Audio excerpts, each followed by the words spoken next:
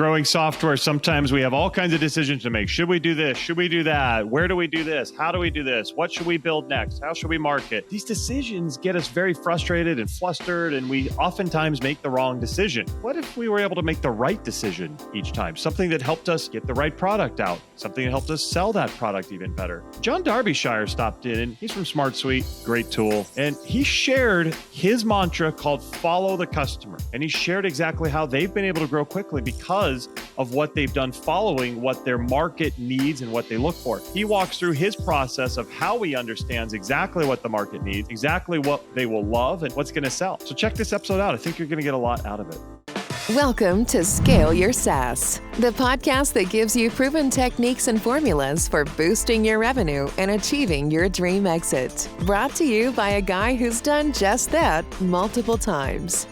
Here is your host, Matt Wolach. And welcome to Scale Your SaaS. Very happy to have you here. Thank you very much. I am really excited for today's show. I've got Jon Darbyshire with me. Jon, how you doing?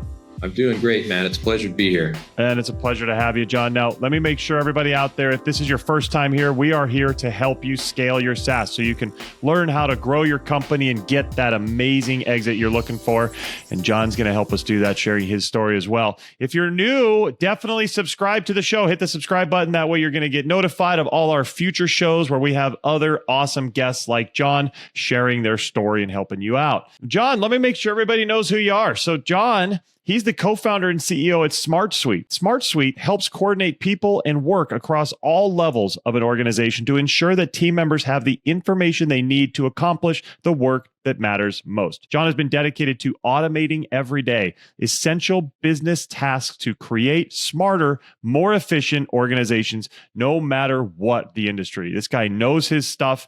Absolutely. You're going to enjoy this. Jon, thanks for being here. Oh, it's a pleasure. Looking forward to digging into this conversation. Likewise. So tell me what's been going on with you lately and what's coming up? Yeah, I'm passionate about all things no code. So SmartSuite is in the no code space. So I spend most of my time each day interacting with customers and partners, just understanding the types of business processes they have in their organization and the ways that SmartSuite can help support them, both currently, but more so in the future. So I'm interested in understanding what features and functionality that we need to add that will help better serve our customer base that's there. And we do that in quite a number of ways, but the most effective way is to have direct conversations like we're doing now, mainly over video, so we can record those. We use AI to kind of transcribe the information that we heard, just makes the whole process very easy. And then I have the ability to very quickly go back through conversations that we've had and kind of pull out topics across maybe 5 or 6 different conversations to kind of see themes that we're seeing.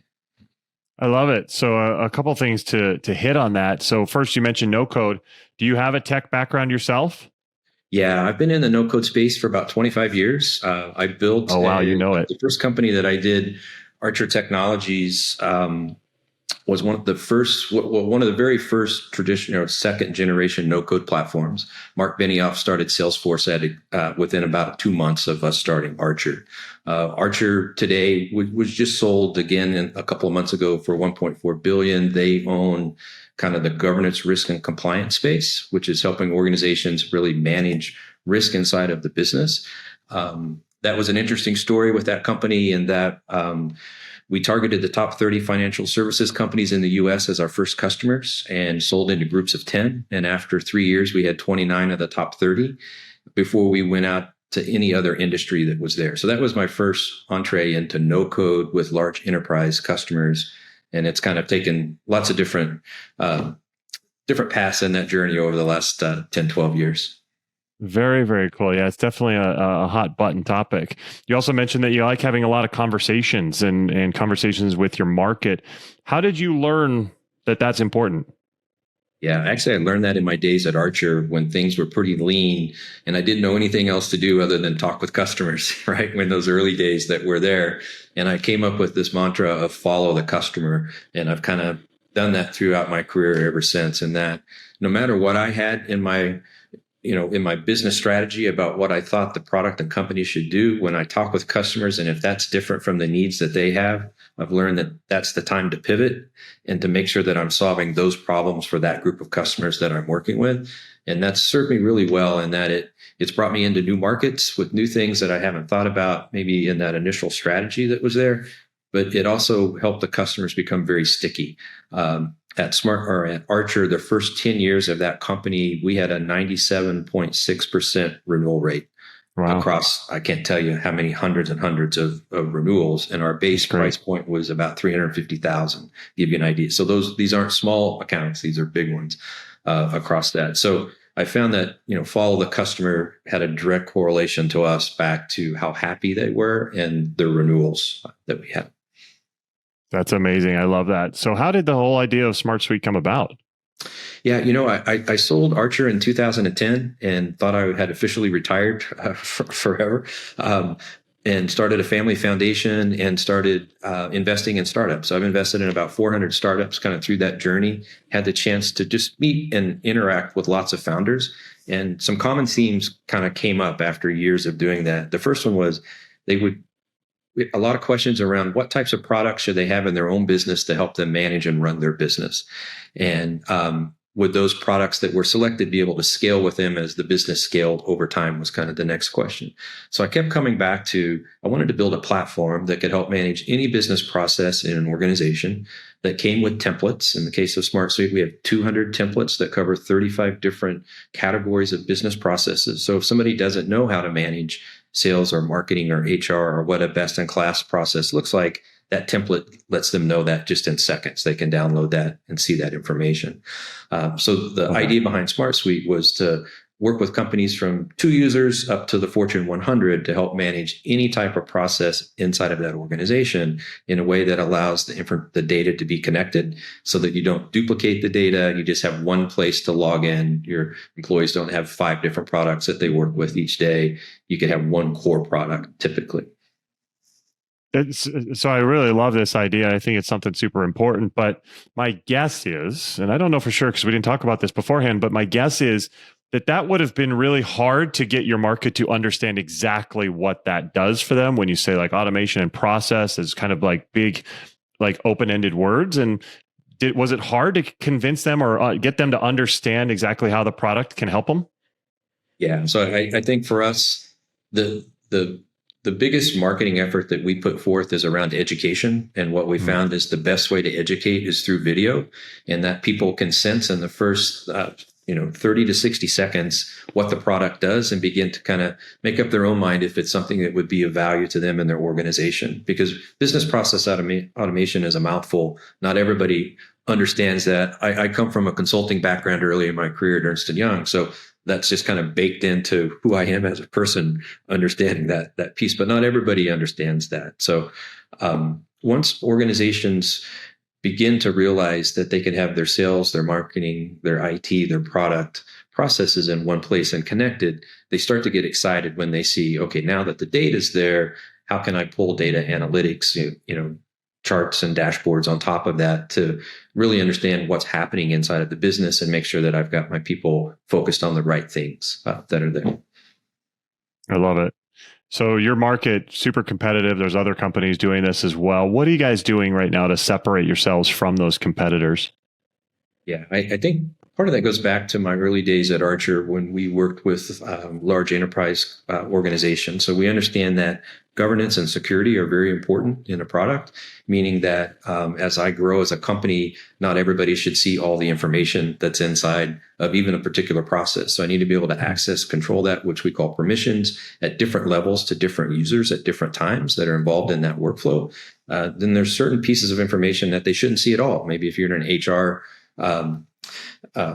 process and you're letting employees look at some of the information that's there, but you don't want them to see the compensation for everybody. So that particular field can be hidden that's there. So it's the little subtle things like that that help organizations really build the type of process that is specific to what they need that's there. And then the big piece that we've added that's different about SmartSuite is we spent a large amount of time at the very beginning of the company to focus on the user interface. And we directed that at millennials and Gen Zers, who are the people that we feel do work in most organizations.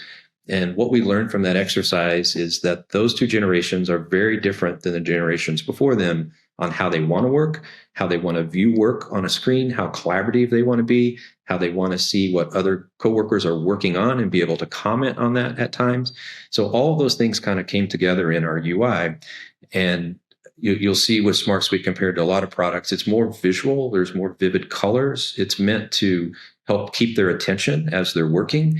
It also allows them to work both from their mobile and from their computer, from their tablet, all at the same time. We found many of the millennials that we spoke with as they were talking to us, and I would even talk with them about interfaces, I'd see they would be on their mobile phone. And at first I would get annoyed. I'm like, what are you doing? Like, we're having a conversation. And then I realized, no, they're looking at the product on the mobile at the same time that we're having the conversation on the screen. And that's just normal for them. So we tried to build in, take all of that input and build that into the core UI so that we can help keep millennials and Gen Zers engaged and motivated and build more of a collaborative culture inside of an organization.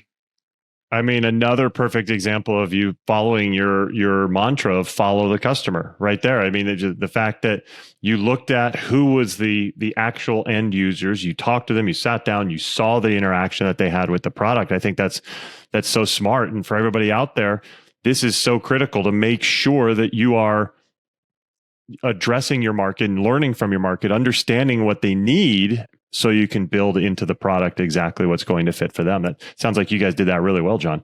Yeah, that's my favorite part of every day is I spend a couple of hours just meeting with customers and partners to do just that. And one of the favorite things that I like to do is use a video like we're kind of using now in our discussion, where I can demo the product and show them things, but they're not just looking at the product. I can see their facial expressions because not everybody communicates great back to me as the CEO with what they like and don't like in a product, but I can tell from those visual cues at times that I nailed it or we did not nail it at all. Like we need to keep working, even though they didn't say that, it just didn't resonate. And I could see from that expression that's there. So I think that video and having the ability to look back at those videos at certain points of times as you're demoing certain screens in your product are super important. And I hope that we can get to a position in AI where I can take those recordings and I could document the sentiment from the facial expressions that are being shown at the same level as I could do from the words that they're actually speaking. Yeah, that's a good point. That would be pretty slick if it could help us figure some of that out. And I do recommend, a lot of people who follow the show know that I recommend recording your demos so that you can go back and kind of see, hey, what happened here? How did this interaction go? How did that go? And especially if things don't go well, you can kind of go back and find, what did I say? What did I do that maybe lost them? And having that recording is very critical to be able to do that. So I'm glad you guys are doing that. There's products that add the AI on top of those recordings that just make things so easy. And we just started this maybe 6 months ago, but when we log into a meeting, we just log in with our recording software that has AI as well. It records the entire meeting, transcribes it, but then it summarizes it automatically for you. It tells you who was in attendance. Here's a summary of everything that was talked about. Here's the action items that came out of it. And I've been amazed at how good it is. And it also then allows us to search back through conversations with large groups of people looking for key topics just to see, like, what am I talking about over the last 2 weeks? Like, are there any themes that are popping up across these hundreds of discussions that we've had with our company back with customers and partners? Yeah, it's pretty cool. Some of the technology we have at our fingertips right now is quite amazing. For sure. So tell me, you guys have seen some good success. What were some of the things you guys did early on that helped you get to this point, that helped you grow and take that next step? Yeah, probably the best thing that we did was, the overall space that we're in, like you kind of said, is a little crowded. There's quite a number of players that are in that space when you talk about business process automation. We had to find a way to set ourselves apart so people really understood what we did. And what we did at first was we found the biggest influencers on YouTube for our top 3 competitors. We wanted to go after. We reached out to each of them and we said, hey, we're a new product in the category. We know you're an expert on this other product that's there and you're producing a lot of content around that. We'd like for you to, start a free trial of our product and then share your thoughts, good or bad, back to your audience on how we compare against the product that you were there. behind the scenes, what we were hoping would happen was that we would grab their attention enough that they asked more questions and said, we'd like to start working with you. And that's what happened with the first 3 influencers across the first 3 competitors that we went after. So now those 3 are some of our biggest partners. They produce content weekly. We now have over 300 videos that have been created on our product, but it then goes back out into their channels at the same time that we promote on our channels. And I would say that, about 65 to 70% of the lead volume that comes into our website to start a free trial with us is because of video content that people have seen. And that, again, is because of our focus on people that actually get work done, which is millennials and Gen Zers tend to consume video more so than a lot of the print type media that we've done in the past, like cold emails, blogs, those types of things. I love it. Such a smart play that not a lot of people do. So you found these people on YouTube essentially, right? Who are already talking about products in the space and basically convinced them to talk about yours.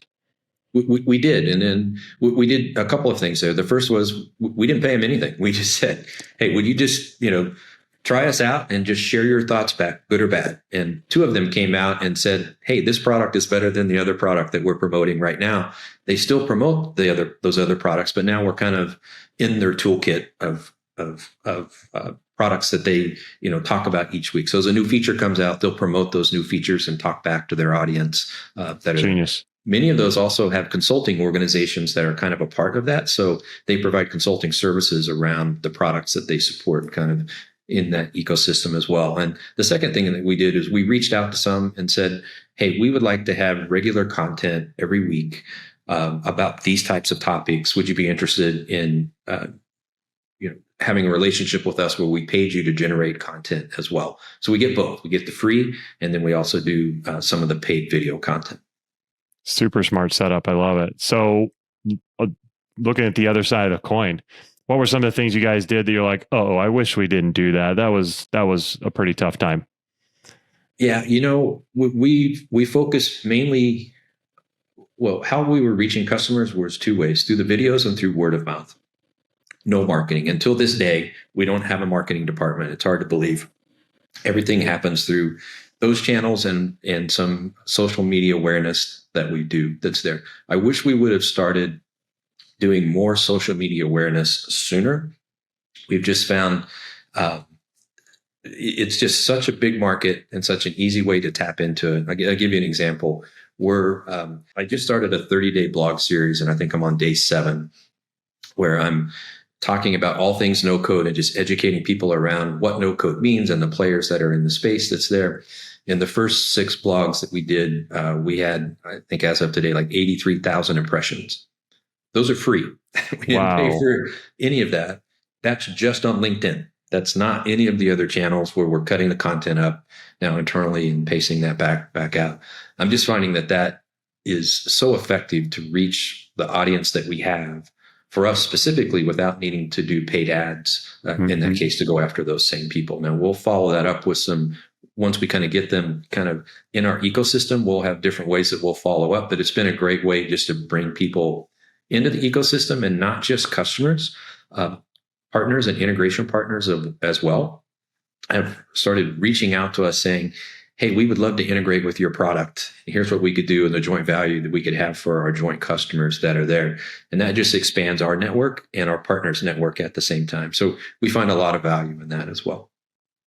I love that. It's fantastic. So if you think about your company looking ahead, what are some of the areas of innovation and growth that you're envisioning for SmartSuite in the coming years? Yeah, I can tell you everybody's talking about this, but AI has just exploded within our customer base in a couple of different ways. The primary aspect is around content creation. So think if you're a marketing agency and you're using our product to manage the creation of content around marketing and interaction with your customers, you'd go in and write the blogs inside of or the articles inside of our product, that you share with your customers. Well, now we built AI into that to make it super easy. So now you can use AI to help do that based on keywords or long tail keywords and audience and tone and, even the language. Maybe I want this in 4 different languages that are a little different when I send it out. So our customers have went just crazy with understanding how to use ChatGPT type prompts inside of a product like SmartSuite to generate content. across every aspect. So we have product managers and product teams that are writing requirements for new features. A lot of the time, those features have been created in other products, and ChatGPT could help you do the research, help you actually write the initial spec, can even come up with a list of action items to start with to start the planning process that's there.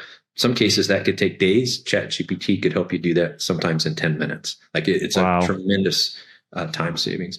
The second part that we're seeing is people that have data in SmartSuite are saying, now can you help me understand what I'm seeing in this data? So maybe I have 1,000 records on the sales side, and I just have all kinds of different accounts all over the world, different sizes of companies, and it maybe say, hey, I just want to break this up and look at the cohorts and help me understand where my most profitable customers are coming from. Maybe it shows you the list. Now you could say, okay, what's the most effective way to market to this particular segment of people maybe that I'm going after? And if you have other data on the marketing side, you could do the same thing. Like, where am I seeing the biggest bang for the buck on my marketing spend, right now? So maybe I want to put the pedal down on that, but hold back in another area that's there. So two ways: content creation and then data analytics as far as AI. I love that. Genius stuff. What advice would you have for other early stage software leaders who are looking to grow and scale and get to a good level? Yeah, that's kind of I think we could spend a day on that particular topic, but I probably go back to what I said first, which is, follow the customer.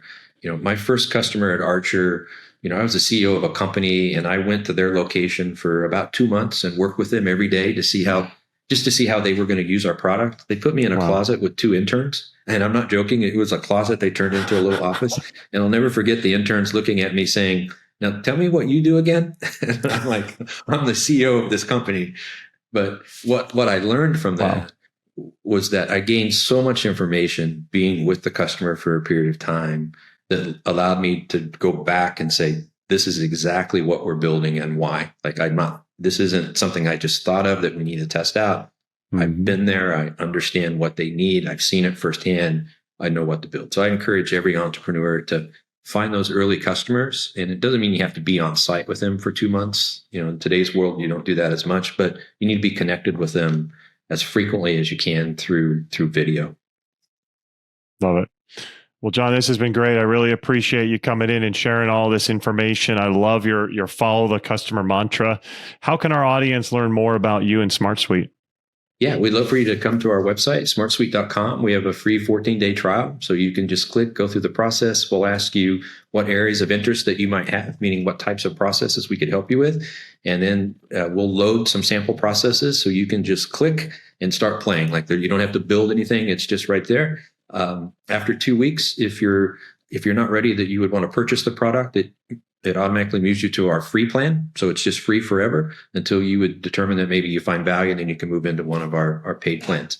If you wanted to talk with me directly, probably LinkedIn is probably the easiest way. If you would just send me, connect with me and then send me a DM.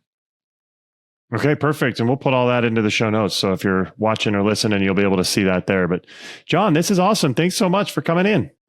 Yeah, it's been a pleasure. Thanks, Matt. Absolutely. And thank you guys out there for watching. I really appreciate it. Hope you enjoyed this. Hope you got a lot of value out of it. Again, make sure you're subscribed to the show so you do not miss anything that we have coming up. That's it for this time, and we'll see you next time. Take care. Bye-bye. Thanks for listening to Scale Your SaaS. For more help on finding great leads and closing more deals, go to mattwolach.com.